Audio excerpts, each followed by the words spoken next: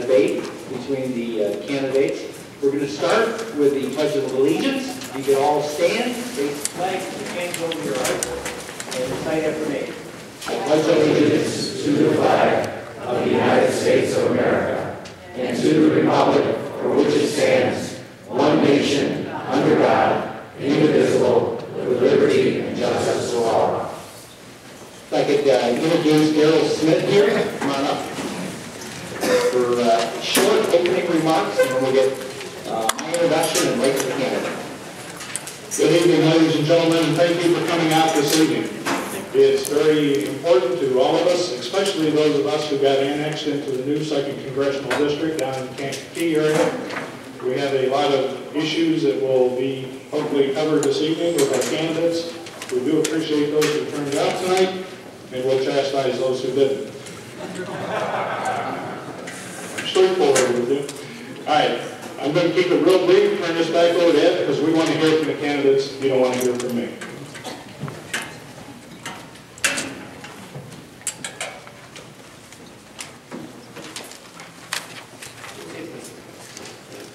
Let's hit the other mic.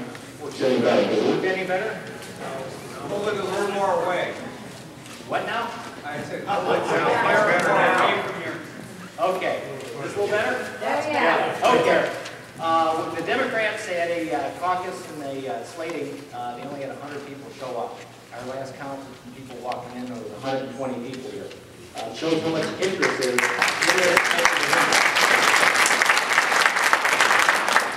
The 2nd Congressional District here in Illinois has been voting Democratic and getting Democratic congressmen in since the 1950s. Since that time, the poverty levels here in the 2nd District have risen. Insanity is defined as doing something over and over again and expecting different results. The best answer to improving the lives of the people who live in the 2nd Congressional District is the Republican alternative. And one of these candidates here is going to be the Republican candidate in the April 9th election. And this is the best chance for the voters in the 2nd Congressional District to improve their lives. Now, the way we're going to run this thing, each candidate gets 10 minutes. I'm going to have a timer here. I told them if they go over 10%, it cuts off their closing statements. So we're going to be a little strict on that. When that's finished, the press are all going to be able to answer their questions first. If you have questions, submit it to our table of dignitaries. Judy Dixon, State Central Committeeman, Republican. Bobby Peterson, State Central Committeeman. And Daryl Smith. And then Bill Smith and I will have the candidates ask the questions, and they'll go in order. You have some ballots there, the blue ballots. You put in those jugs on the bar over there. At the conclusion of when the candidates are finished, probably about an hour, 20 minutes, an hour and a half, somewhere in that range, you can submit your yellow cards in that fishbowl that we'll set up and collect them. While the candidates, while the ballots are being counted, we will have some of our local Republican candidates in the 2nd Congressional District give some short speeches. It shouldn't take more than 5 minutes to count those ballots for the straw poll, and that poll will be announced. We're going to proceed today in ballot order. First to be Lenny McAllister, then Paul McKinley, and Eric Wallace. Beverly Reed is on the ballot. She was given 2 invitations to be here, and we haven't heard from her. Taylor? James Taylor, he's on the ballot. He acknowledged his invitation and changed his mind about not showing. So it was here for all the candidates. These are the candidates that care about you. Here's Lenny McAllister.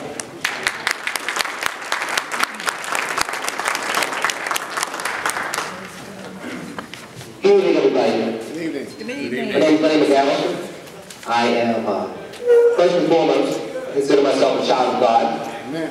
much as the rest of you all do. I'm also a proud American, and I am a candidate for the 2nd Congressional District here in the state of Illinois. Now, people are asking, and they've asked all of us, why would you run why now. Now presents us with a unique opportunity. And I know that some may say, well, this would be great to take back Jesse Jackson Jr.'s seat and return it to Republican hands for the first time since 1950. There's something to be said about that. There are people that say that wouldn't it be great for a Republican, that's black, to be able to win a minority majority district seat for the first time in decades and make a statement to the national and even the Illinois Republican Party. And there's something to be said about that. But let's go back to what we talked about over the last several cycles of elections. Whether it's 2010 with the midterms, where we saw plenty of seats here in Illinois go to Republicans, and we saw the Senate seat, President Barack Obama's own Senate seat, go to a Republican. Or what we saw in 2012, when we were on the other side of sweeping victories and we faced distinct defeat. Or if we look at 2006, or the election cycles since 9/11. We have an opportunity, folks, to empower what we've been saying with our rhetoric, which is basically we have to turn this country around. We have to turn the country around from the exorbitant spending that is jeopardizing our national sovereignty. We have to turn around the results that we're getting from education, where we are no longer the leaders of innovation and technology and engineering, where our national sovereignty and national defense rests in the hands of scientists whose initial loyalties do not lie here in the United States. We have to address an immigration issue where reform is not just about who lives in the United States, but it's also about who is loyal to the United States. Who do we know is in the United States, and who is going to make the United States the greatest nation in the 21st century, just as it was in the 20th century? These are the challenges that we're facing today. And it's going to take a candidate that is not just conservative, because that's plenty. Dare I say all three of us are conservatives? I know all three of us in here. I've had an opportunity to talk to Mr. Taylor as well. Good people. Good conservatives. But to win this race and to lead the rest of the country through the 21st century, to turn around the unemployment in this district, whether it's up north, you start talking about Hyde Park, or the south side, where I lived for the last several years, after living in North Carolina and working with the Republican Party down there for 10 years. Or you start talking about the rural unemployment that we've seen in Kankakee County, that we've seen in Loney and other places, that are oftentimes ignored and have been ignored for quite some time by the congressmen of this district. When you start talking about what we need to move forward, we need somebody that's going to be able to talk to urban America, somebody that's going to be able to talk to and work with suburban America, but also remember here, also know that the solutions that we want to put in place here in Kankakee, here in Peatone, here in Beecher, in Kankakee County, and in the little sliver of Will County that we're talking about in the 2nd District, that the solutions that we present here today also make sense to people in Cook County, where they're not pushing back on us, where they realize that we're allies. And it's going to take a unique type of candidacy in order to do that. So that's why I'm here today. What do I offer with my candidacy that's unique for this unique special election? Number one is the trust at the national and international levels. To be able to talk on those platforms, to be able to talk to decision makers on the grandest of scales, to be able to line up people in Washington, in Chicago, and throughout Illinois, to get grassroots organizations such as Americans for Prosperity, and Freedom Works, and several of the Tea Party groups right here in Illinois, from Peoria to the Chicago Tea Party, to the Northern Illinois Patriots, to get them on board and say, we need a conservative that speaks our language and takes our message from coast to coast to all different types of people within the diversity, not just of this district, but of the United States of America. And when you look at the records of all the candidates, I humbly submit that my record has the best record of taking that conservative message to the most urban of areas. Like, we're going to have to engage and win, not just in 2013, but in 2014, in the next presidential election in 2016, and beyond. There's only one candidate that's been able to go from Los Angeles, California, to Miami, Florida, to New York City, to talk to people at the grassroots about similar problems: unemployment, education, public safety, the erosion of the lifestyle that we've come to know and love. You live down here for a lifestyle, not to have Chicago encroach on that lifestyle. You come down here for an opportunity to make your own way, not to be limited in where you're going to go with your destiny. There's only one candidate that's been able to take that message to Washington, D.C., to take that message to the liberal media and make sense there. Been able to win people over in print and at the podium. That's what it's going to take in this race. Not just conservative values. If we're not able to get people to vote on conservative values, we will have a moral victory. My candidacy is not about a moral victory. My candidacy is about cementing into place what I've been putting together for the last several years as a grassroots activist, as somebody that has taken on structures, whether it is judicial corruption in Pennsylvania, whether it is political corruption in Illinois or North Carolina, or whether it's just simply a mindset that is locking our fellow Americans into a cycle of doing things over and over and over again and leading us down a cliff to the abyss. So as I close, I want to say this. I'm excited about the opportunity to serve you. I'm excited about what God has been able to give me in regards to a diverse team, a strong team, and as we say in our campaign slogan, one big team. A team that is willing to touch the diversity of this district, that is willing to work with you for solutions, and be able to get responsiveness from members of Congress, from members of the media, and members of the grassroots communities that we're going to have to work with. This is our opportunity, folks, to not just be heard, but we have one candidacy where you can actually win and help turn America back around. Take back America and allow more of us from the South Shore to the bottom of Kankakee County to be able to fully enjoy the American dream once again. So again, my name is Lenny McAllister. I'm looking forward to talking with you, answering your questions, and hopefully, if God willing and your vote willing, be the next congressman from the 2nd Congressional District here in Illinois. God bless you all.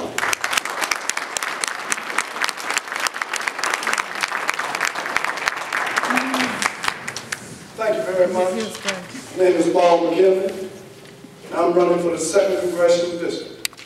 First of all, I'd like to say that I'm not really a politician. I'm not running against an individual. I'm running against an institution. That institution is called the machine, city politics. The state of Illinois has been, the whole state has been took over by the Democratic Party. That's right, the whole state. Almost every power spot, the Democrats are in control. Whether it be the governor, Lisa Madigan, Mike Madigan, the mayor, all the major slots they took. And they control this state with the machine. You have to understand that the machine is not a person. The machine is a monster. Everybody goes up against the machine. But let's be honest. Do you really want to destroy the machine? Most people, when they go up against the the machine. Soon as they get in office, what do? They say, we don't need to destroy the machine now. I'm in office. Let's save the machine. Maybe we can change the machine. You can't change the machine. The machine is a monster. And if you didn't know the name of it, what we call it in the streets of Chicago is Monsterzilla. It's a monster on your back. Every one of you pay a tax. Unseen tax. Do you know what the name of that tax is? It's called a corruption tax. That's right. In this state you pay a corruption tax. Because the machine is a monster. It gobbles up all the money. You can never feed it. You can never give it enough. Every time you give it more tax money, you got to give it some more. Now the machine has reached its hands all the way down here. With a Ponzi scheme that Jesse Jr. was peddling, called the third airport. It wasn't nothing but a Ponzi scheme. They wasn't trying to build no third airport. All he was doing was getting votes back in office. Because that's how the machine works. All I got to do is just lie and just mess with other folks, mess their lives up, and you want me back in. You lose and they win. Every time. But this is the democratic process. I don't like to call it a democratic process. I like to call it what it really is. And everybody's in on this. Everybody's in on it. The media is in on it. Don't think for 1 minute that them people up there in Chicago didn't know y'all was holding this down here. None of the major media outlets came out. But we do thank the local media that did come out. We love you and respect you for showing up. But the major media, they know y'all down here. It's a blackout. See, they tell the media to turn the media on and turn it off. They tell me to shut up. Because you know why? Because the media is corporate slaves. Yeah. I'm an activist. I'm from Chicago. I've been fighting the machine a long time. I fought the police, the injustice of the Chicago police. Well, the Chicago police, they just awarded a woman this week $22 million for an injustice. So you got to understand, the machine is colorblind. They don't see no white woman. They had a woman that got beat up on national TV. They showed it all over the world. And the police didn't go to jail because the machine worked like that. So you got to ask the question, the real question. When you send somebody to Washington, are they going to stand up against the machine? Are they flat out going to say what they're saying here? Are they going to do it in Washington? Is it more important to say right or do right? Which one is the most important? Is it more important to just say right? I beat you on the conversation? Or is it more important that you do right? That's the real question. That's what you need to be looking for. This election, and Mr. McAllister was right. This election, everybody is watching this. This is going to be a national election. People are watching this election everywhere. They plan like they're not watching the Republicans. And they've been keeping y'all legs. Y'all been at the back of the line. They ain't done nothing for y'all. Just like they haven't done anything for me and in my urban community. Because see, I don't represent everybody. Because they're not going to vote for me because I don't believe in their ideas. But let me tell you some of my ideas. I don't believe in same-sex marriage. And none of this evil works. I believe that a man and a woman is marriage. I believe in the Second Amendment. Just right here today. Chicago is the dominion capital of the Bangland. All of the cities that want to ban guns model themselves after Chicago. Let's look at Chicago. Chicago got the highest murder rate in the world. In the world. I ain't just talking about Chicago. They got more murders in Chicago than they got Chihuahua, Mexico. And they got a drug war down there. They got more murders right in Chicago than they had in Iran and Iraq, both together. So who is they to tell you to disarm you? Who are they to tell you how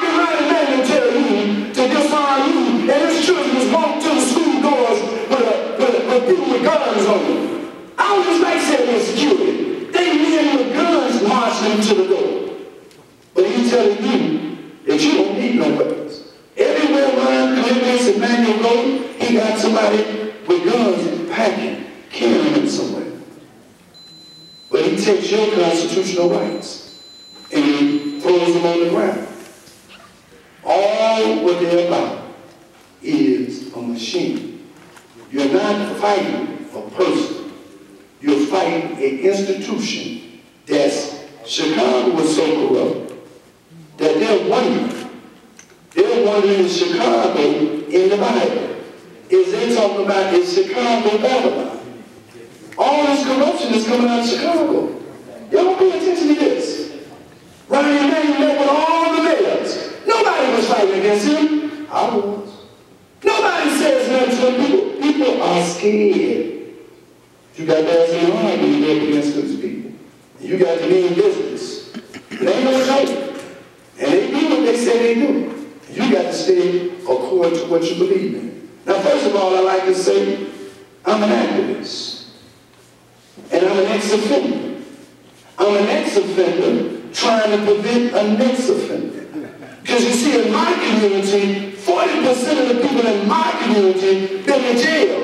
And a lot of people in my community are ashamed of that. But they should be ashamed of the system that they keep voting for that have made my community destitute. When you come to Chicago, have you been to Chicago when I was vacant lots?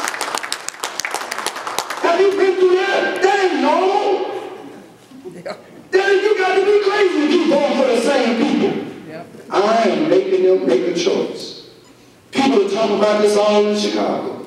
Why did you run as a Republican? You could have ran as a Democrat. No, I'm running as a Republican. Because you got to make a choice now. You got to make a choice. You've got to make a choice this time. Either you want to be free of the shackles of the machine, or you just want to be a slave to the machine. And that's the truth. That is what I'm about. And that's who I am.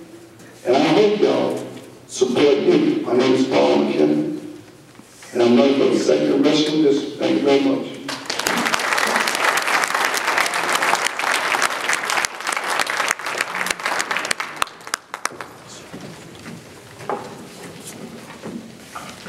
See if I can put this in here.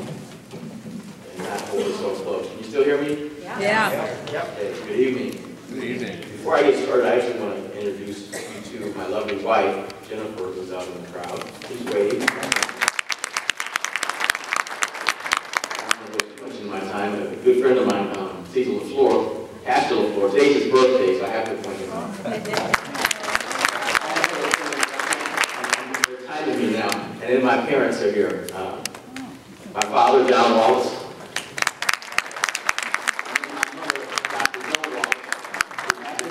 First African-American to serve as Assistant Secretary of Agriculture under Jimmy Carter, Ronald Reagan, and George Bush I.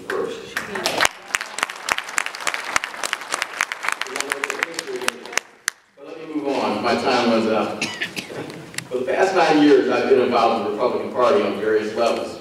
I founded the African-American Republican Council, which was a grassroots organization designed to galvanize black conservatives in Illinois. I also served as a chaplain for the National Black Republican Association. In 2006, I ran for state senate and circulated petitions for U.S. Senate in 2009. I've supported a number of Republican candidates, including Marty Ozinga, Tony Porrega, and most recently ran as a delegate for Rick Santorum. I also served on the outreach committee. You can clap for Rick. I also served on the outreach committee for both our state party and the RNC. And I've also spoken at a number of 9/12 events and Tea Party events. But needless to say, I'm puzzled at recent events, and I've been left to ask myself, where does the party stand? Where does the GOP stand? You know, you've heard it said that he who stands for nothing will fall for anything. So again, I ask the question, where do we stand? This, no doubt, is a question that's been asked throughout human history. And I'm reminded of Joshua, who inquired of the Israelites as they finished their military campaign in Canaan, as they assembled at the town of Shechem. He challenged them to hold strong to their faith in God that brought them out of Egypt into the land of promise. He challenged them, and I quote, "Choose you this day whom you will serve, whether they be the gods your fathers served beyond the river, or the gods of the Amorites in whose land you are now living. Joshua would go on to declare, and I quote, "As for me and my house, we will serve the Lord." Ultimately, he called them for fidelity in the God who delivered them out of bondage, who was also for traditional family values, because he did say, "As for me and my house." That's right. On March 23rd, 1775, at St. John's Church in Richmond, Virginia, Patrick Henry gave his most revered speech, calling upon Virginians to take up arms against the British. He concluded that now well-known speech with a question and then a declaration. He said, and I quote, "Is life so dear or peace so sweet as to be purchased at the price of change and slavery? Forbid it, Almighty God. I know not what course others may take, but as for me, give me liberty or give me death." There's no question about where he stood. That's right. Again, I ask the question, where does the GOP stand? In the Gettysburg Address, President Lincoln declared as he looked over the bloody bodies strewn across the battlefield, and I quote, "We here highly resolve that these dead shall not have died in vain, that this nation under God shall have a birth of freedom, have a new birth of freedom." The GOP solidly stood for traditional family values and freedom, emancipation, and liberty, willing to shed their blood for it. But where do we stand today? Dr. Condoleezza Rice, in her 2012 convention speech in Florida, challenged the nation asking, where does America stand? She was, of course, referring to issues of foreign policy and the president's lack of a discernible plan. Maybe she should have asked the GOP where they stood on a number of issues.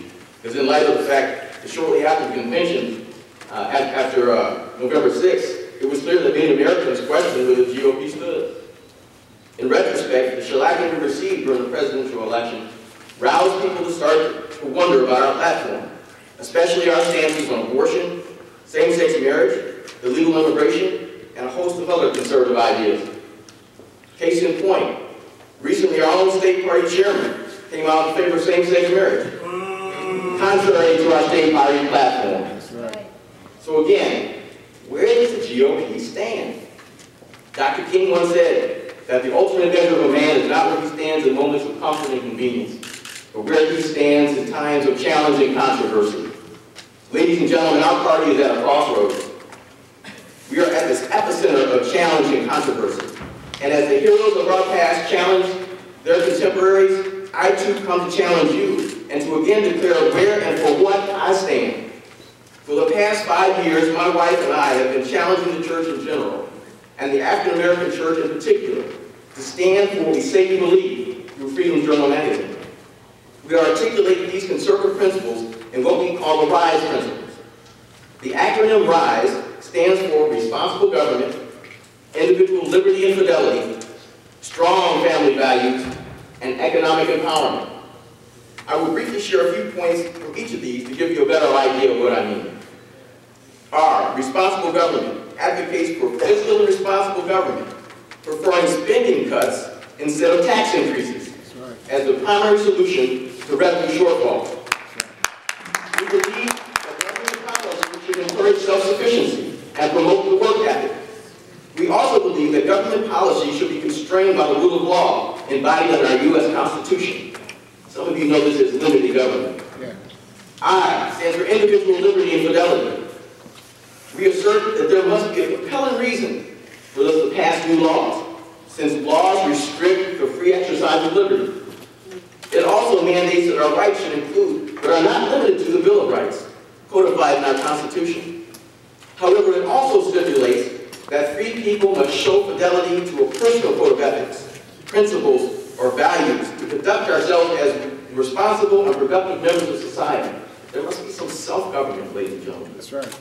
S is for strong family values, which recognizes that the natural family is the foundation and the bedrock of our society. It is intended to be a permanent relationship between one man and one woman. That's right. It provides for physical and emotional development of children, including the installation of moral principles and values. The family is the center of social, educational, economic, and spiritual life, to build strong bonds between generations and to pass on a way of life that has transcendent meaning. Therefore, the state should interfere in its function as little as possible. That's right.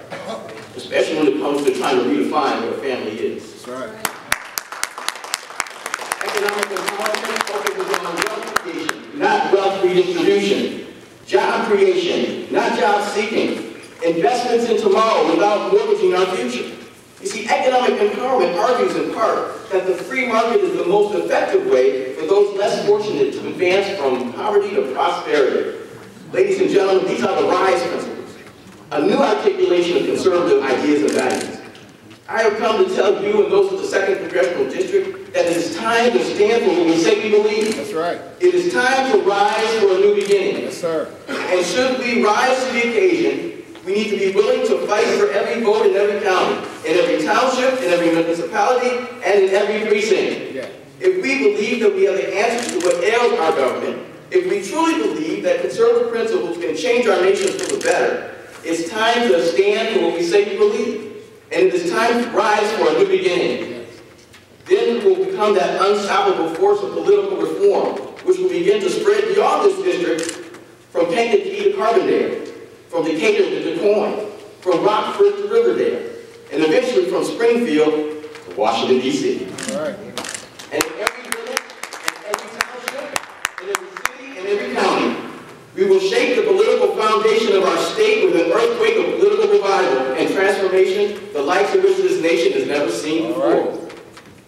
So let tonight be the night we make up our minds to rise and to stand uncompromised in our principles and unshakable in our values, come hell or high water. I'm Dr. Eric Wallace, and I'm asking for your support to be our party's nominee for the 2nd Congressional District. And it is my hope and prayer that through this contest and the collective efforts of those who are willing to stand, that we will light a fire that spreads across the GOP and causes them to stand as well. The question is, will you stand with me? Are you ready to rise for a new beginning? If you're ready to rise for a new beginning, I ask you to stand to your feet and show the 2nd Congressional District that the GOP is alive and well. Ladies and gentlemen, rise. Ladies and gentlemen, rise to responsible government. Rise to individual freedom and fidelity. Rise to strong family values. Rise to economic empowerment. Thank you. God bless.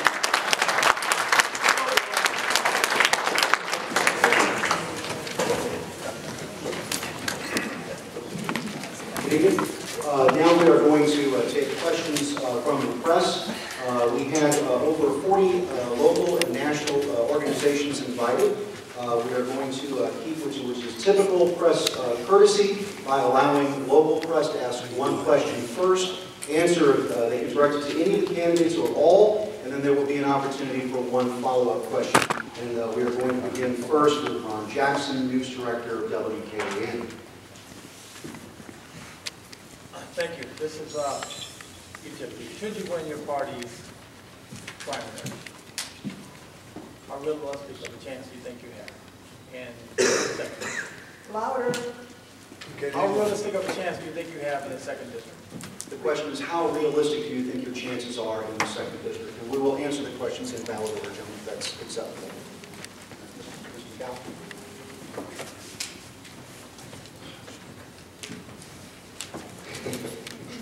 There's only one way to answer that question, right?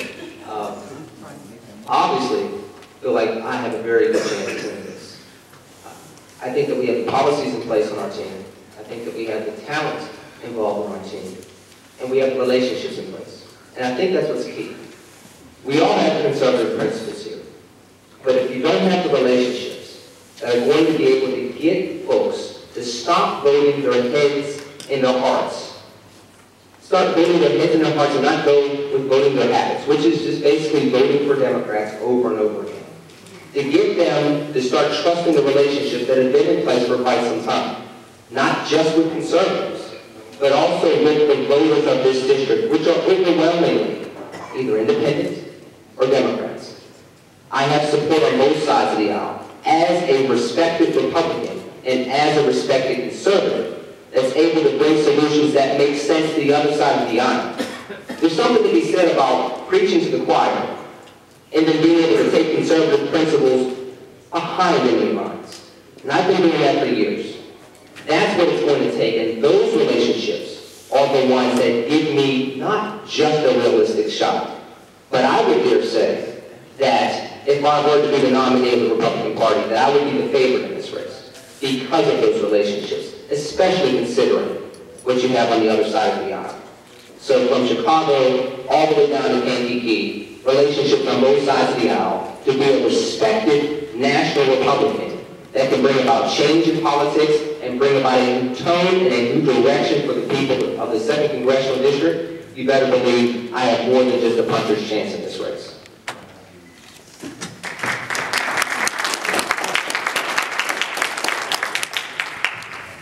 First of all, to deal with Chicago itself, there's only 3 wards in Chicago, 7th Ward, 9th Ward, and the 10th Ward. These wards, there's not a lot of votes going to come out of those wards in the first place. On a general election, these votes are going to be down. You talk about the south suburbs, there's 250,000 registered voters in the south suburbs. But even their votes is going to be down. It just came out of the presidential election. So now they're not going to vote like they voted at first. So the vote's going to be down. They're going to spend some money on this election. It is very clear that they're going to spend some money. Barack Obama is directly involved in one of the candidates. Practical is directly involved with one of the candidates. And there's another candidate I really couldn't say who is really behind that candidate. But these 3 candidates that they're running, not only can I defeat them, but because of the relationship of the grassroots organizations that have been with me and have fought against the machine in the past, you're going to need black folks in the black community who's going to go against the machine. You have to have relationships with these people and to show these people that you won't desert them in the time of need. So in order to really win this election, you have to do 2 things. You have to go to the people that they have thrown in the garbage can of society. You have to go to the young people who signed my petition. Most young people signed my petition, not the middle-aged people. Most of the young people signed my petition. And on my petition, it said Republican. I didn't have any problem with them signing my petition. And they engaged with me with conversation. They're open to change. Because Barack Obama didn't give them change. He gave the illusion of change. So you have to go to the community that has mostly been deserted. You're not going to get the middle-class mindset of people to vote Republican because there's something in their mind. First of all, they're not middle class, not in this economy. Second of all, they think that there's still some hope in the monster. I'm not going to waste my time on these type of people because they want to save the monster. They think if we operate on the monster, it's that scenario for them. I'm going to the people who has been rejected, who want some change. That's what I'm going to get my vote.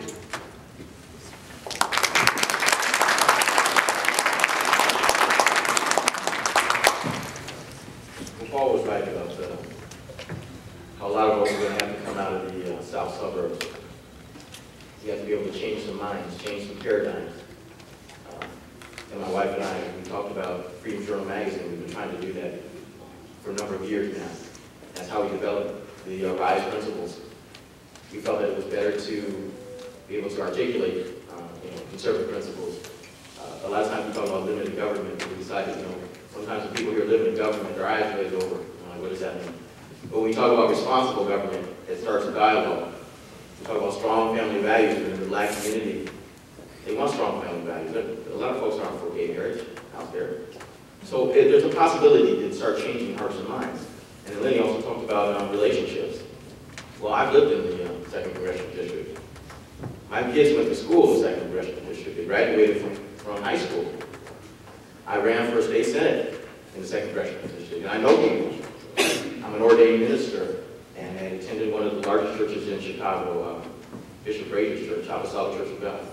And a lot of ministers who left that church and started churches where? In the 2nd Congressional District. So I know a lot of them. It doesn't mean that they're all going to come out and vote for me, but at least I can have a conversation with them about some of the things that they want to have happen in the 2nd Congressional District. We agree on the same-sex marriage issue. If I can talk to them about economic empowerment, I think they really agree on that as well, and we show them how these things will actually work.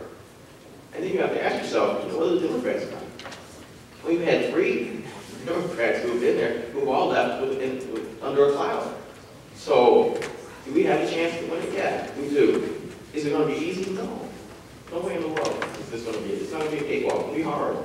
It's going to take people continue to use their relationships, talking to people and finding common ground, or to talk to them, and getting out there and challenging people. Like I said, stand for what you say you believe. We actually did that because we found people in the African American church who said they weren't for same-sex marriage who got to vote for somebody who supports it.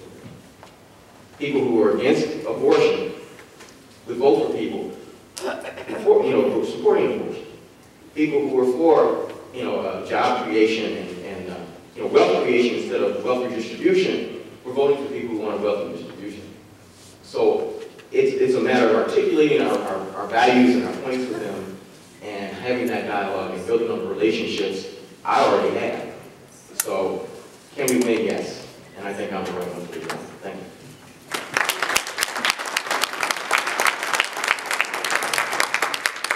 We'd like to acknowledge the Kankakee Daily Journal, Chief Tom, for my boss who was here, and we gave him an opportunity to ask questions, and he's going to pass tonight. Mike Margraf is here from WPAL, local community channel, and you had a question as well. Please. Thank you. As you've all mentioned, you're all conservative candidates, and in a Republican primary forum, that's appropriate, because not too many Republicans who come out in a primary and say, yeah, I'm a moderate, which is oftentimes code for leftist, they don't have a chance. So everybody's going to say that they're a conservative, and that's great. But as Paul talked about, there is the machine, not just the Democrat machine, but the fact that, as was mentioned, the Republican Party in Illinois is largely complicit with that. So my question would be, again, to as the previous questioner, to everybody, but slightly different. Paul, you made your argument that you would be the one to destroy the machine. Do you believe that your opponents in this primary, including those who may not be here tonight, are more likely to be co-opted by that machine than yourself? And if so, why? And then the question I have for the others that's along the same lines is, there is definitely the GOP old boy network, where you see people that came in on this last Tea Party election in 2010 that were removed from budget committees and so on, were removed from important positions because they wouldn't go along with what they were told to do. If that kind of pressure is brought upon you, what will you do to fight it? What convince us that you won't go along with that machine?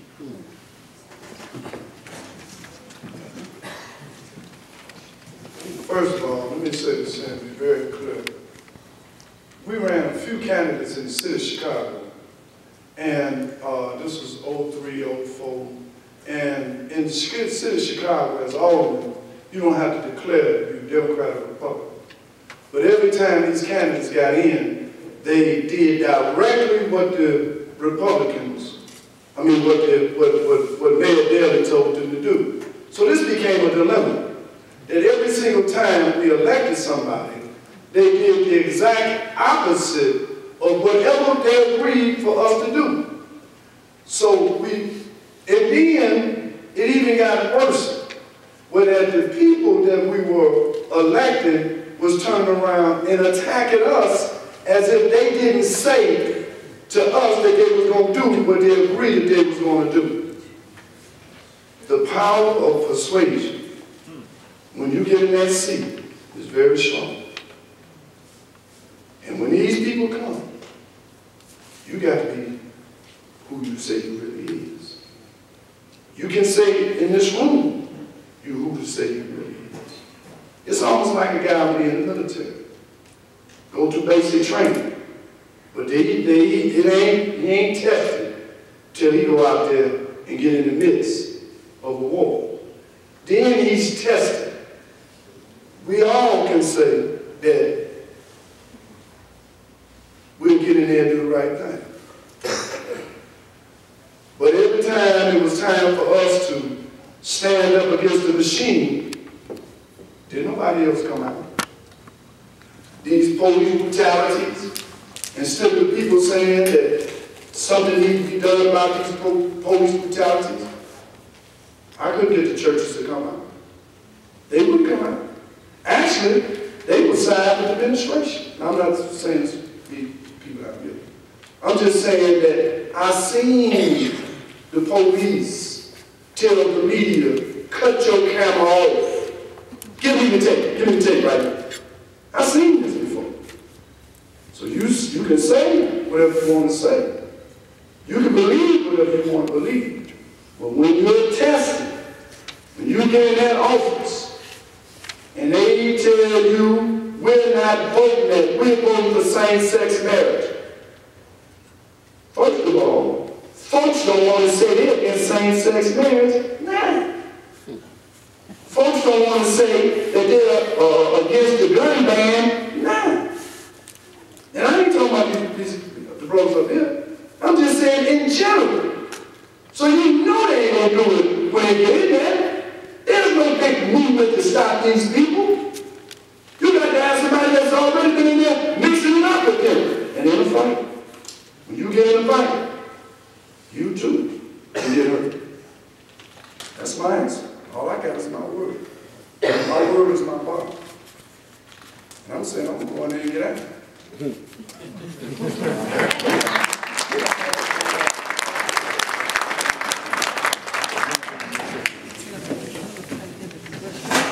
I don't know if you want to restate that question.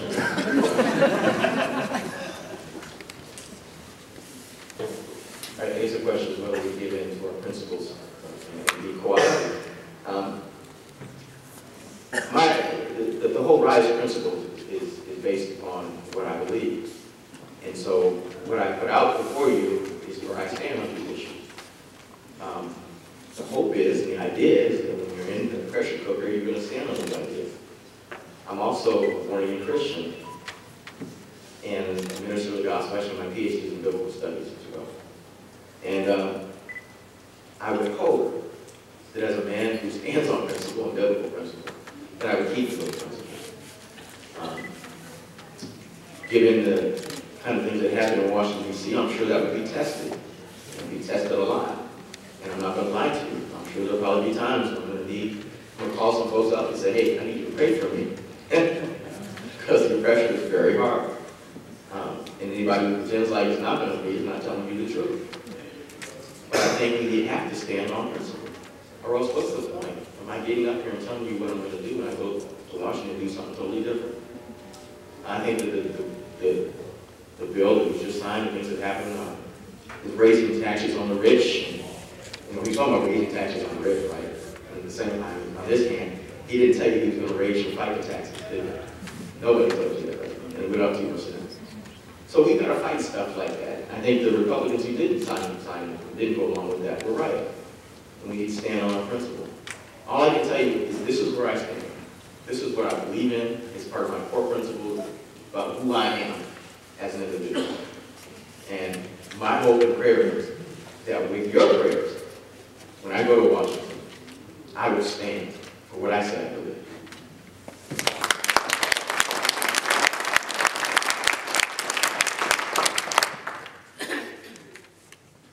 Now, the question again is to rephrase. Would I be willing to stand against the machine and stand against status quo and bring about the necessary change we need in America? That's what I've been doing my whole adult life. That's not going to change. And I've done it through a lot of personal loss. I've done it through a lot of the types of things that individuals do not do anymore as leaders. The character assassination, the isolation, the types of things that go on local and national platforms that you will go through as a congressman. I've been through that since the 90s, standing up against police brutality, not just in Chicago, but let's go back to my native Pittsburgh, where I did that in the 1990s with the Johnny Gamage case in 1996, or some of the other cases that you saw in New York City. The unique opportunity we have here is to be able to stand on principle and do it in a way that is natural. It's not something that's a learned behavior. Let's go back to the 2008 election, where the Obama coattails wiped out everybody, from Illinois to all four corners of the United States. We needed somebody that was going to come into Illinois and help turn around states like Illinois and others throughout the nation so that by the time the midterms came around, we had an opportunity to win. I came in with the RNC, trained grassroots activists here in 2009, in 2010, stood up to the machine, somebody that was not a native. And I know that may be an issue to some people. But it's not just about being a native. It's about being willing to stand up to institutions, whether it was judicial corruption in Pennsylvania, where I stood up to them at the House of Representatives Judiciary Committee in 2004, or whether it's political corruption in North Carolina, or the type of political corruption that we've seen here in Illinois, that I came in 2009, in 2010, before I moved into Illinois. It was effective to win elections in the most blue states at the midterms. I have a record of over 20 years of standing up for people that don't have a voice. I am one of those individuals here in the 2nd District. Took kids after the recession. Dropped out of school at 21. Went through divorce, got remarried, came back and got my undergrad at 30. There are plenty of people in the 2nd Congressional District that are looking to embody a second act. And so is America. Look at the first act that we've had in this century. 9/11, several wars, 2 recessions, political divisiveness. You need somebody that has a track record of already doing those things, with the relationships in place, from the sliver of Chicago that we're going to have to deal with, to the south suburbs, all the way down to Kankakee County. I have this in my background, I have this in my blood, I have it in my spine, and I have it in my heart for this district. So, absolutely, positively, I will continue to do that. I will do it with grace, I will do it with honor, and we'll do it together as one big team.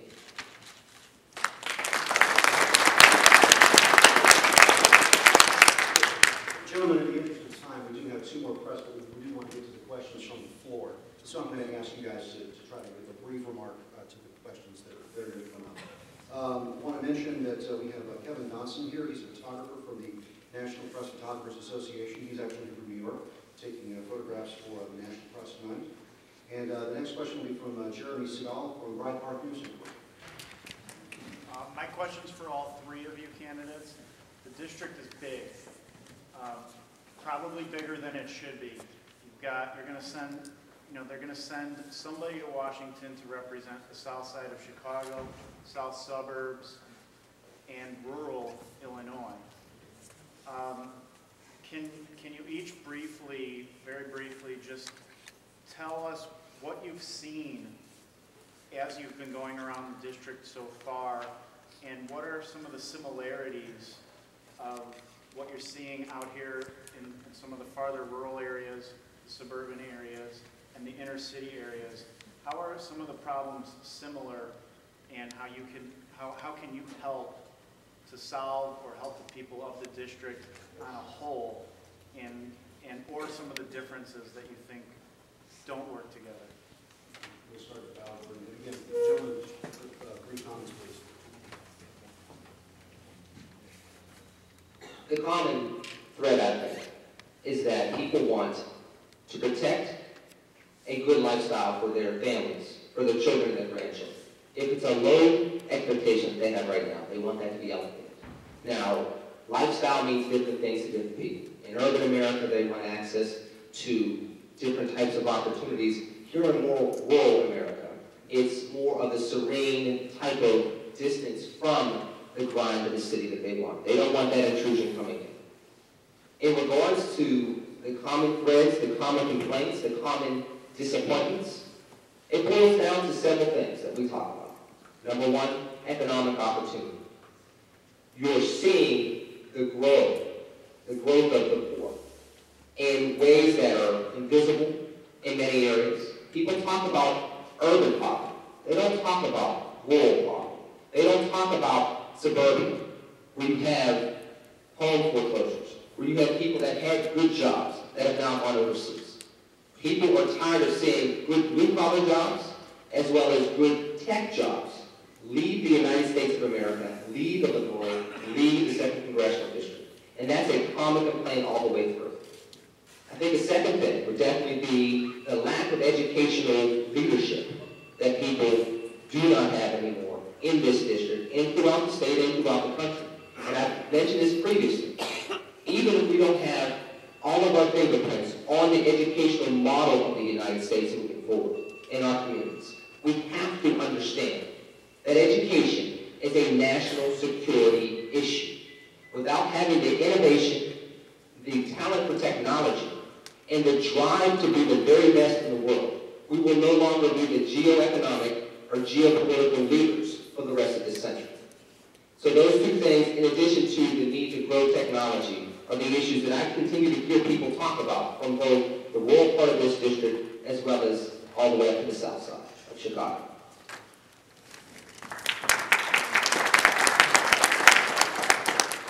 What I see all over this district is the same thing I see in Chicago Heights, whether I see it on the south side of South Shore, Roseland, 10th Ward, or whether I come out to Park Forest, or whether I come out down here to Kankakee, Pembroke, or Hobson Park.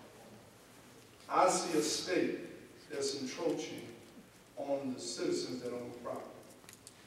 The same foreclosure problems that they have in the city of Chicago, they have in the south suburbs, and they have them down here. Also, I see the same encroaching on the land as far as eminent domain, taking land. They're doing the same thing in Chicago. I think there needs to be a congressional hearing specifically on the land grab down here in Pembroke, as well as the land grab in Chicago, that they're taking people's houses up there. Ron Emanuel, he just knocked people's houses down. Right in Chicago, take the land, knock the house down. So this, I think the real issue among these two groups is a land issue. That we do need to deal with the land in these communities. Because they are taking the land, the taxes is another issue. On the community level, and I'll leave it at that. Okay.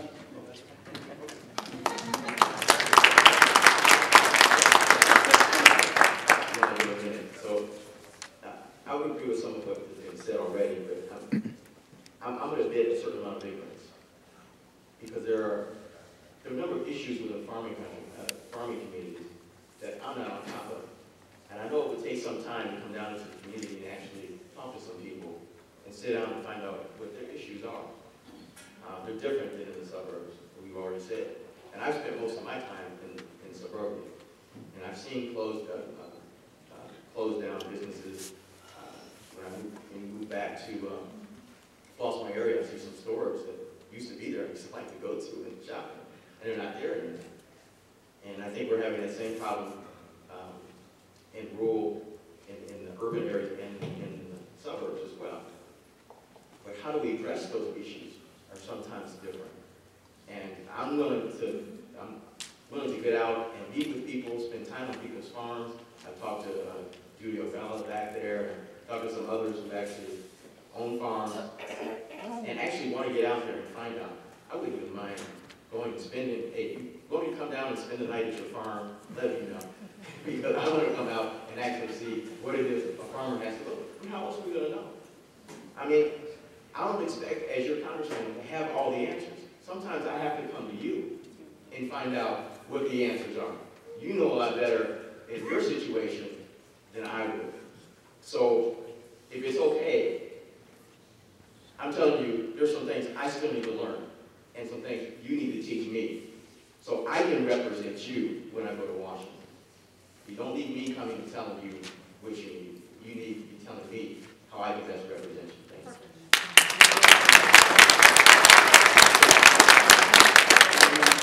I want to also identify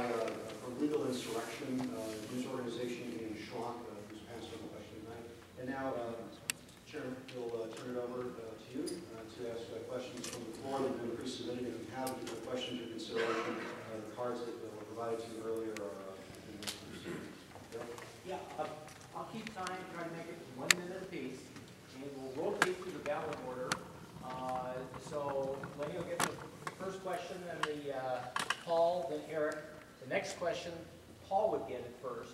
The third question, Eric would get it first. We'll go that. I'll keep time here. And we just said, we've had 25 questions submitted. And we, Take your best. But we've categorized them, and so they might not be exactly how people ask them, but, you know. Okay, gentlemen, this first question deals with Second Amendment issues. What's your position on gun control? How do you define the assault weapons, especially in light of the Sandy Hook issues? And how will you handle the liberal assault on the Second Amendment?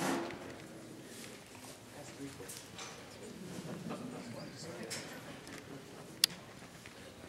I think first and foremost, what we need to do is make sure that we're defending the Second Amendment, but defend it in a way that makes sense in the 21st century. I think that there's too much of a rush from Washington to apply solutions that make sense for urban areas and stick them down here in Peatone and stick them to Kankakee and things along those lines. So, in regards to what I would do as the next congressman, I would look at the types of solutions that are being proposed. Make sure that the Second Amendment is fully protected, but also make sure that we're putting measures into place that are keeping people safe, whether it's additional background checks, or making sure that the licenses are renewed a specific period of time, or even if we look at the mental ill aspect of this and look at those type of background checks. Those are the type of things I think we need to take into place. But taking guns away from law-abiding citizens, publishing their names in newspapers, is not going to stop illegal crimes with guns.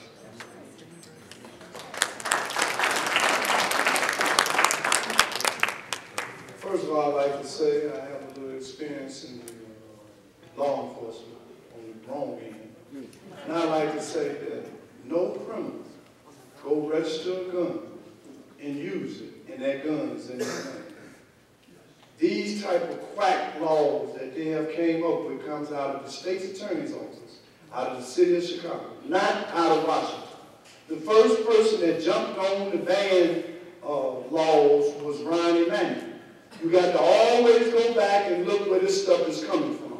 It's coming from the machine. And it should, just like Mugima said today, if Chicago is safe with a ban law, it should be the safest place on earth. It has had a ban law the entire time Mayor Daley was in office.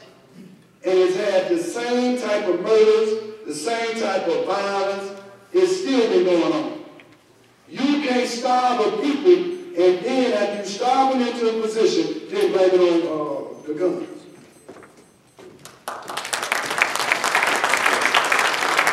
I think there's enough time to get to all 3 of your questions there. But as a former police officer and military, I'm comfortable with guns. I think the Second Amendment is what it means. And we can't, disarming the innocent only makes them victims from the criminal-minded. And we can't do that. I think people should have a right to own whatever kind of gun they want to own. I think we obviously need to have laws with background checks. But I think the thing we're missing here, this is a mental health issue. What happened in Sandy Hook was about mental health.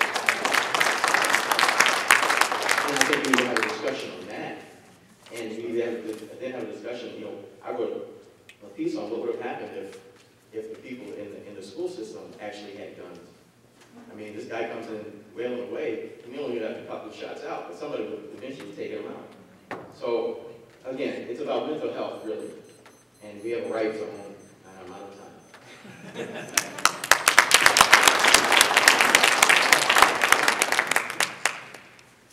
Okay, gentlemen, this question is 2-part out of 5 different questions, and it deals predominantly with eminent domain.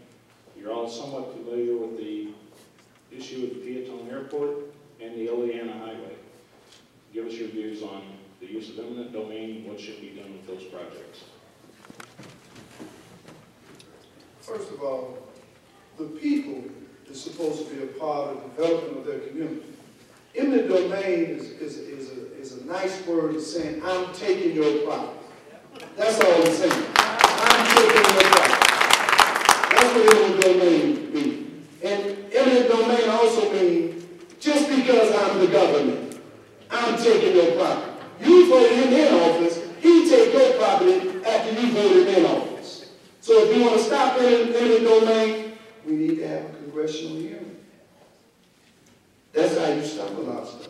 You need a congressional hearing. These people make money off this. This is about money. In the lab, I told you that the machine is a monster. I don't have to repeat myself. You can't feed that machine enough money. That machine be looking for more money to feed it. Give me more money, that's all it means. I'm taking your land just because I'm the government. Amen.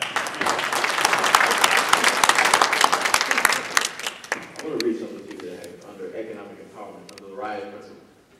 It says, private property is the cornerstone of a free nation.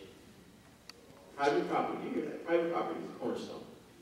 The next one is communal needs should override private property rights only in the most convincing circumstances. In other words, you have to have a really good reason, a solid reason, to take somebody's land or to say you're going to force them out. And I don't think that's been done. That's been proven with the PLT and Air Force. There's not been a good reason to take people's land and not pay them what the land is actually worth. So if you're going to do that, first of all, you need to compensate people exactly what their property is worth, first of all. And, oh, excuse me, let me go back, because I just contradicted myself. You first have to have a good reason to do it. Then secondly, you have to be able to compensate people in the right way, the right amount of money for their property. And I don't think it's been proven. I'm sure we're going to talk about Piatone later, but I don't think that's happened yet.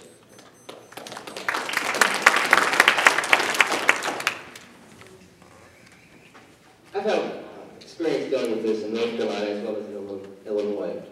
When you start dealing with eminent domain, it's not just about land. So let's be clear about that. It's obviously about land, but it's not the primary driver. This is the epitome of what happens when government gets too big and gets too powerful. It can justify anything. It can skirt the rules anyway, whether it's 23 executive orders with gun laws, or an executive order with immigration reform, or eminent domain in the lives of everyday Americans. This is something that we don't just address when it comes to an airport or a highway. We have to address this when it comes to tone in government, so that you don't get to this point in time. Because once you get here, government will justify it by any means necessary. What we need to look at moving forward with this race and beyond is changing the tone so that eminent domain is used appropriately, not abused as it's been from coast to coast.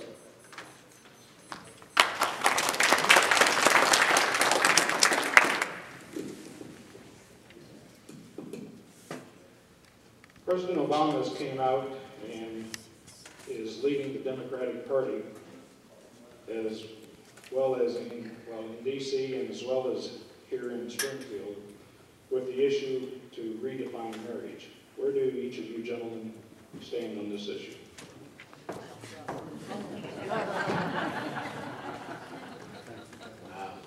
That's a tough one. I think I did that. I addressed this when I talked about strong family values. I believe it's first of all, it's not the government's job to be trying to redefine what marriage is in the first place.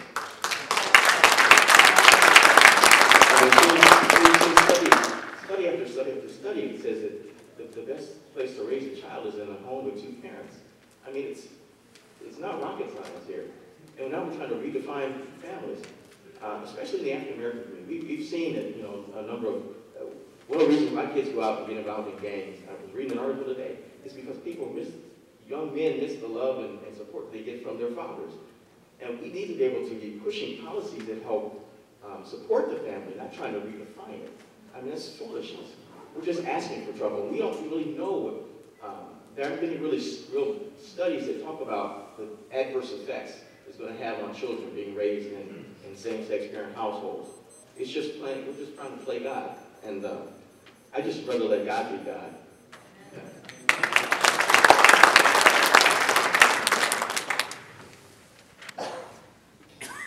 amazing how President Obama evolved on this issue when he knew the votes. There's no evolution here. Marriage is defined between one man and one woman at one time. And there's really no leeway with that. Now, can we look at marriage and protect that institution while at the same time making sure that those that have lifestyles that we do not practice are not abused or discriminated against as Americans? Yes. But we can do that without redefining an institution that's been around for thousands of years.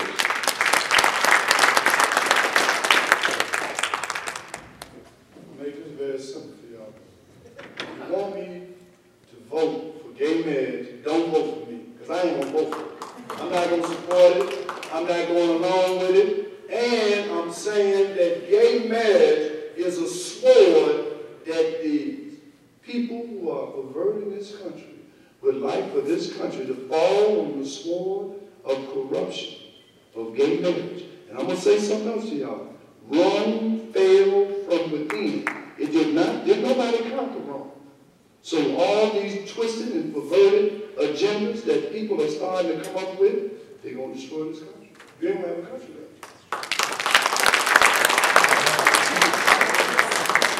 Gentlemen, like it or not, you are now all politicians. To be a successful politician, you must raise money. We want to know how you're going to raise it, where it's going to come from, and how much you think you can raise between now and the primary.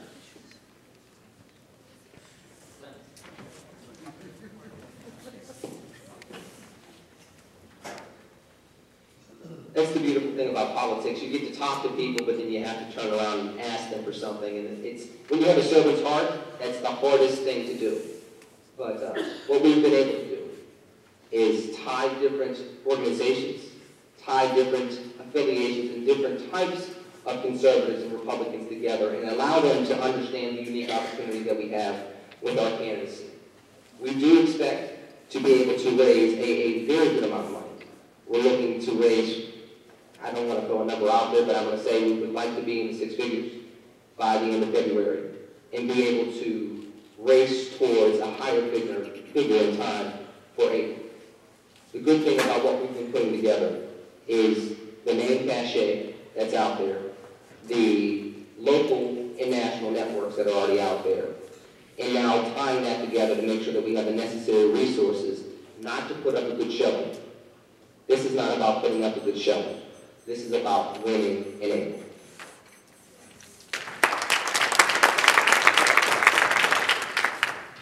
I'm a grassroots organizer, and the first thing you understand is that if you wait for folks to give you money to go out and do the right thing, it ain't gonna happen. Second of all, if you want to do right, do it. Now, if you want to jump on board and support the movement, then you're going to jump on board. You're going to get in the mix. You're going to say, well, this is the way I want to go. He's saying the things that I want to say it. He's going in the direction I want. That's the only way I know how to raise money. Because just wasting my time worried about, am I going to get somebody to give me some money? I ain't going to do it. I'm going to fight the fight. And if these people on the national level see that there is potential, because there's some class acts up there. You got some just the fruit of the loom.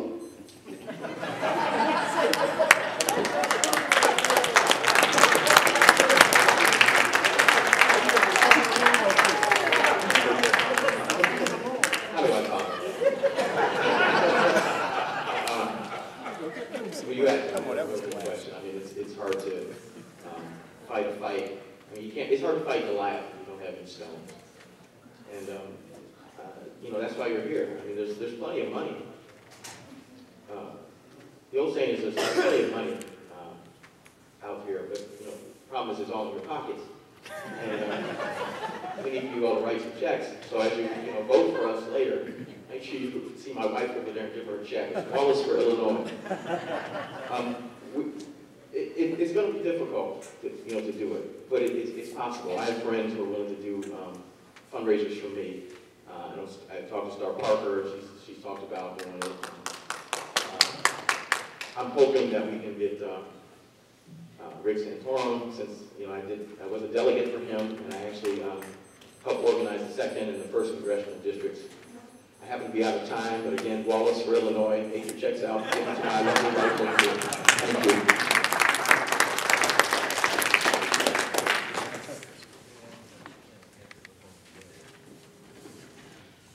Gentlemen, where do you stand on Israel and authorizing a preemptive strike on Iran or Syria if weapons of mass destruction become a credible and imminent threat?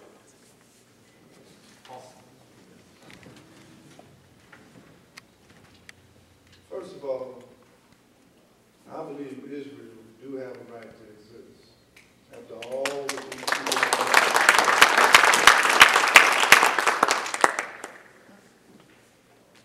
But I also wonder, how is this thing going to play out with Iran?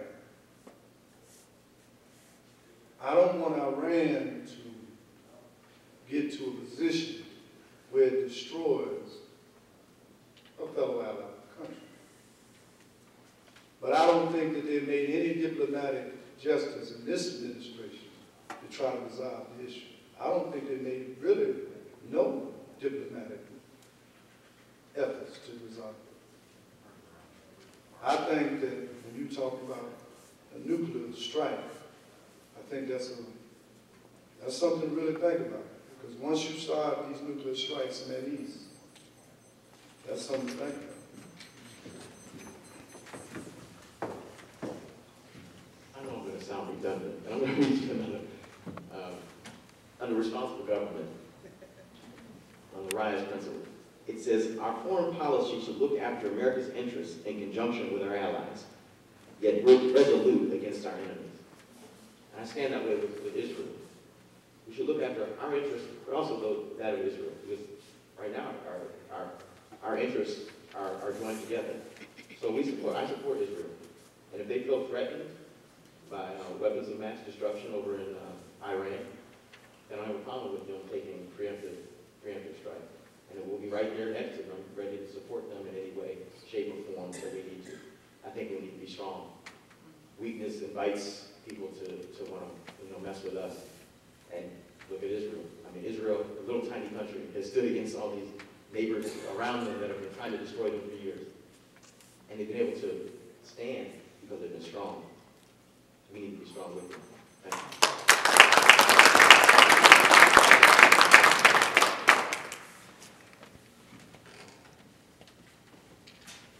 As well, I stand with Israel. I think that we have to be mindful as we go into this situation. Can we avoid some of the pitfalls from the last 10 years? America is war fatigued. We're going to have to make sure that we're thorough in how we approach any type of preemptive strike, because we have lost a lot of cachet, a lot of respectability and credibility around the world over the last 10 years.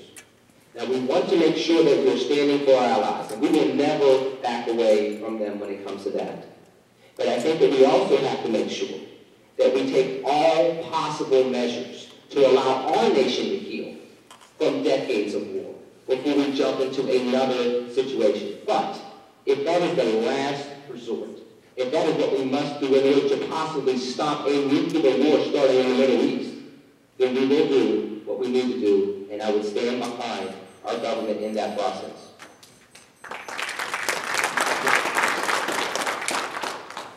Gentlemen, what are your top 3 issues with immigration reform? Top 3 issues, 1, 2, and 3. Top issue, obviously, secure the border. You have to secure the border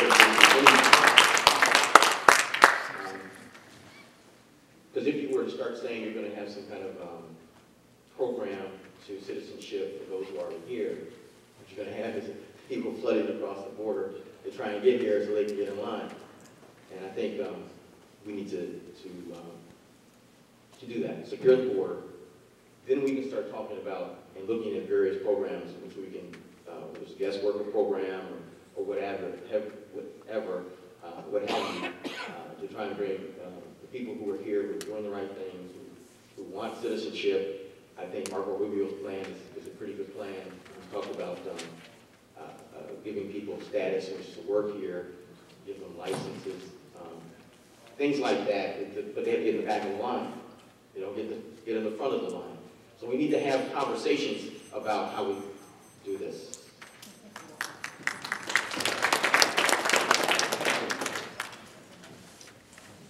Three things. First thing is definitely secure the border, because it's a national security issue. This is not just about keeping people coming down from Canada or coming up from Central America. It's about keeping America safe. So that's the first thing. The second thing is optimize the talent that's here. If a child came here through no fault of their own, how do we optimize their talents? If they believe that America is their country and they've been here for the vast majority or their whole lives, and if they come here through no fault of their own, how do we optimize their talent for the benefit of America? That's a reality we have to face and put measures into place for that. And then the third thing is normalize the situation. Those that did break the law, normalize it, whether it's through fees, through maybe a permanent residency where they can never quite become citizens, or something along those lines. We have to normalize those that broke the law, optimize the talents of those that are here through no fault of their own, and first and foremost, secure the border.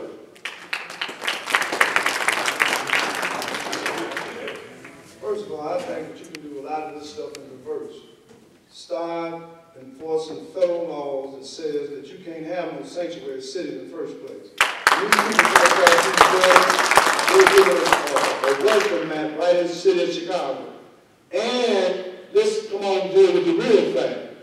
These people ain't just coming over to cross no border just like when you get over here, you know, milk and honey. That ain't what's happening. They fleeing their country, which their country is under narco-terrorism terror over in their country, just like we were in Afghanistan and Iran and helped them people and use drones and intelligence to overthrow those countries. Why we can't help to overthrow this tyrannical government that we got down here? Those people are fleeing the border.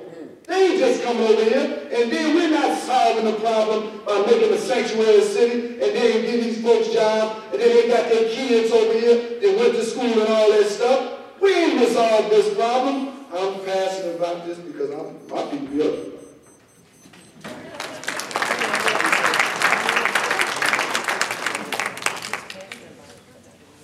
Gentlemen, I'm approaching retirement age. In fact, I'm there. Medicare, Medicaid, Obamacare, all lumping together and requiring state medical exchanges now. Give us your issues on that.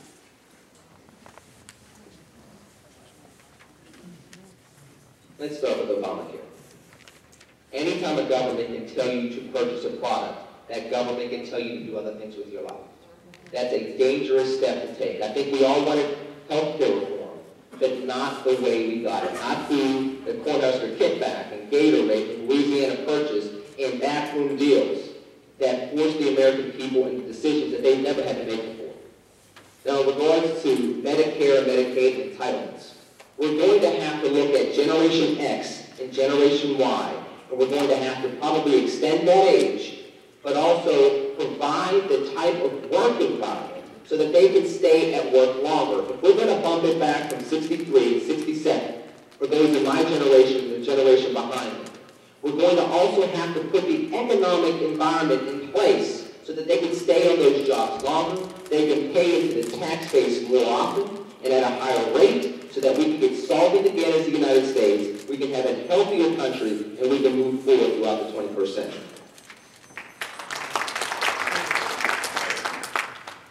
I have a problem with Obamacare as far as it being a tax, as far as it being a person that is making you do something about your own health. I have a serious problem with that. And I have a serious problem with it being rehatched because Hillary Clinton tried to do it during the Clinton era. So it's some old stuff that they rehash. Social Security was a promise and an agreement that was made for people. The government shouldn't go back on that agreement. We should stand on our agreement. There's several things we can do. We need to cut some fat. And I know exactly where the fat needs to be cut. At the IRS office. There's too many of them people working. We need to cut the fat with them. And then there's a lot of spots we can cut the fat at. We can take care of our seniors. We shouldn't be a nation that says that our old folks, we didn't do right by them. We shouldn't be right.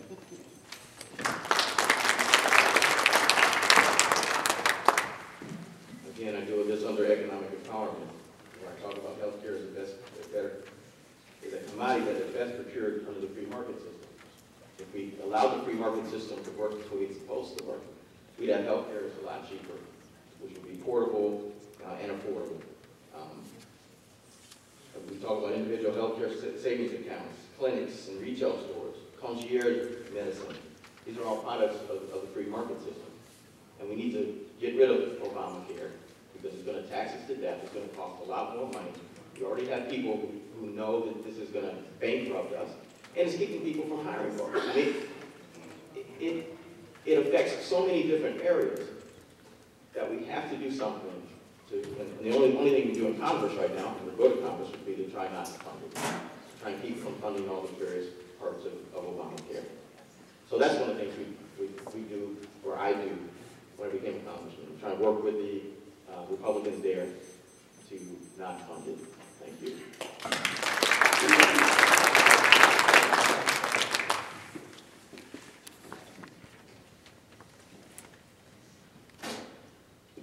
All right, gentlemen, a two-part last question. How pro-life are you? And will you actively support whoever a nominee is if it's not you?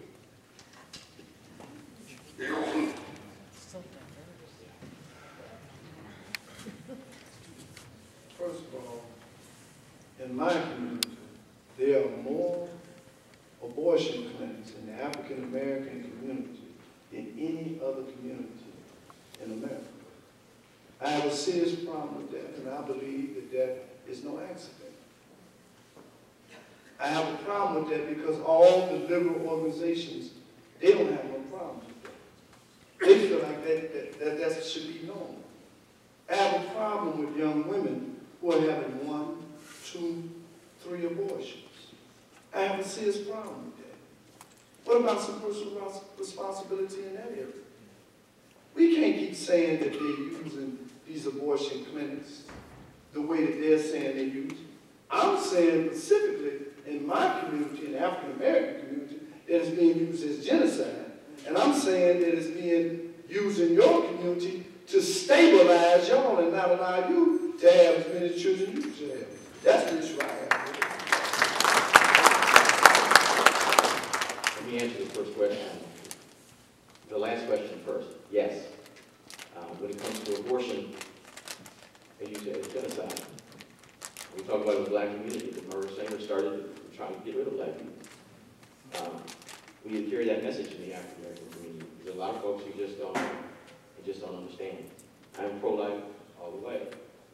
I believe that we were created in the image of God, and God gives us each special talents. And it doesn't happen once we come out of the womb. It happens when we're in the womb.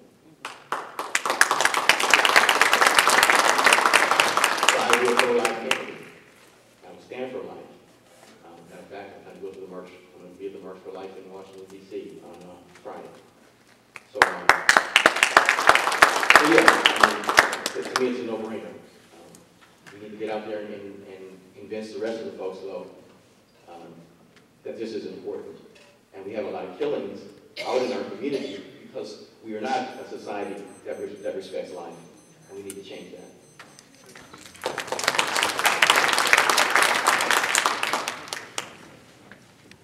And I'll do the same as Eric. The second question first, yes.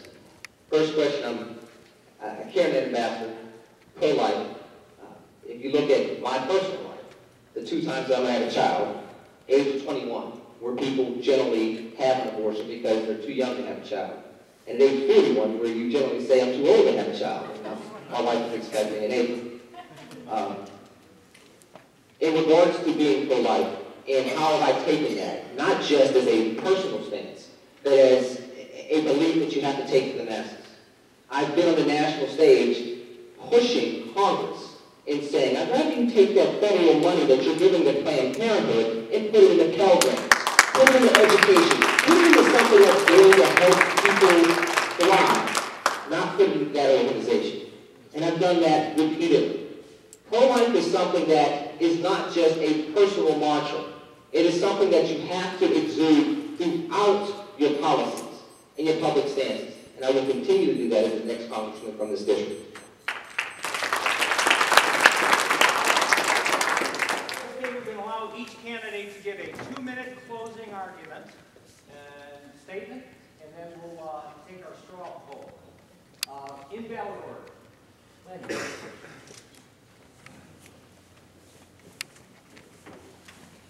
First, I want to say thank you to all of you for coming out tonight. I want to say thank you to the two gentlemen up here as well. They're not strangers to me.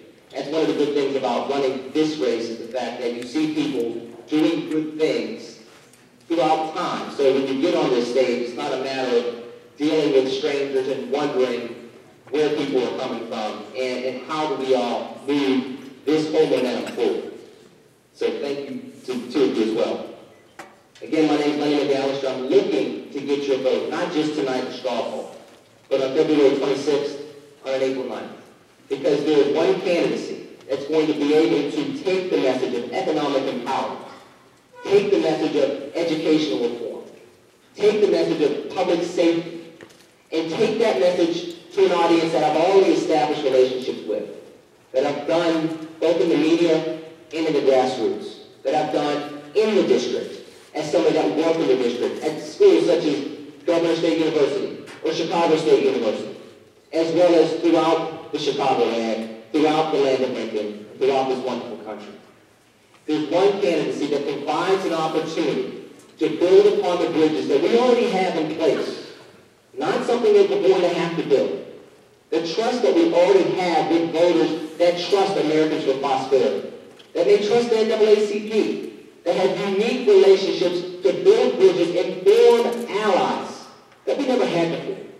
We're not going to be able to win with the current relationships that we have in place and do things the way we've done them before. We need people that are no longer going to fight against us. We need the elderly on our side. We need the NAACP to understand that we have solutions as well throughout America. We need both conservatives and progressives to understand that our principles make sense, not just for the 2nd Congressional District, but for districts like the 2nd Congressional District. And it's going to take somebody that has been talking to them for years, able to build on the trust and move forward with solutions as one big team. And we believe that it's my candidacy. So I'm hoping for your support. Lenny McAllister, 2nd Congressional District. Thank you, folks.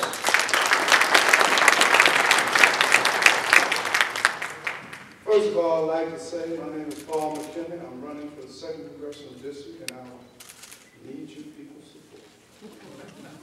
I also would like to say, and keep it very plain, that it's the machine that I'm fighting. I'm not running against a candidate. I'm not running against a Democratic candidate. I'm not even running against these men here. I'm running against the machine. I know exactly what I'm running against. I'm not trying to bridge no gap with the NAACP. They are the problem. I'm not trying to bridge no gap with the urban need. They are the problem. I'm not trying to bridge the gap with named Negro organizations who have feasted upon the bones of the people in my community. I'm not trying to bridge those gaps. I'm not trying to save the monster. I'm not trying to study the monster. I'm trying to destroy the monster. I'm not here to hail Caesar. I'm here to bury Caesar in all his wicked ways. I'm not compromising. If you want somebody else, vote for somebody else. I'm not going to do it. Don't vote for me if you want somebody like that. I don't want you, I'll be allowed to you. I'm not going to lie, I just ain't going to do it. It's on you. If you put me in there, I'm going to go the other way. I'm not with them people. Because them people ain't with you. All I want to say is this, and I'm close. At some point, you got to make a decision and stand up. It don't matter if you lose. in matters that you stood on what you believed in. At the end of the day, people respect you for who you really are. Because you said what you said, you did what you did. That's what I want you folks to believe for. I believe we have the same idea.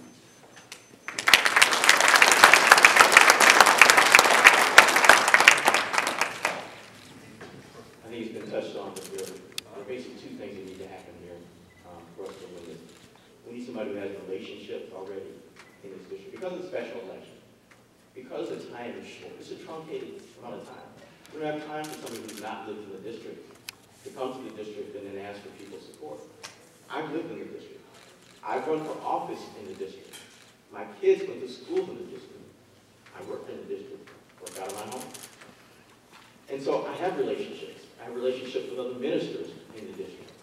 And so I've been here. And then secondly, I have a message. We've been talking about the RISE principles. We use the RISE principles. My wife and I came up with those because we believe they articulate conservative principles in a way that we can engage the African American community. And I keep telling you, and you know this, we have to get votes out of Southern Cook County. We will not win without votes out of Southern Cook. You know this, right? You can say yes. Yes. And so I believe I've lived in Southern Cook County, and I've run in Southern Cook County. So we got will, we got Kankakee. I believe we can take those counties. But we have to be able to take some votes out of Southern Cook County. And I was able to, I'll give you a real short story. Went into this church, looking for signatures, and the pastor got behind me. He brought me, I can't tell you this, there may be some problem with that, but he did. But he called me up front. And he put his arm around me and said, I know Eric Wallace. I know some of you vote for the Democrat Party, but I know Eric Wallace. And I had over 200 people come and sign my petition from that church. He put a table in the back, and he said, I want you to sign before you leave. Now everybody didn't sign. But that's the kind of thing that has to happen in order for us to win. We're going to have to win votes. And I think I'm the one to do it. I've lived here. I've run here. You know my Republican bona fides. I've supported other candidates. And I think I can get out there and convince people to try and help change their paradigm with the RISE principles. I ask for your vote today. I ask you to write out a check to Wallace, Illinois. And see that beautiful woman right there, my wife. Thank you very much. God bless you. Okay, that ends the candidate speech. That doesn't end what we're doing here. You have your ballots, the yellow cards. Vote them. There's a big fishbowl over by that bar. We could drop it in. Give you 5 minutes to do that. And while we're counting the ballots, we're going to do that at the end of 5 minutes. We're going to have the local candidates in the April 9th election come up and give us their 1-minute candidate speech. Time to vote.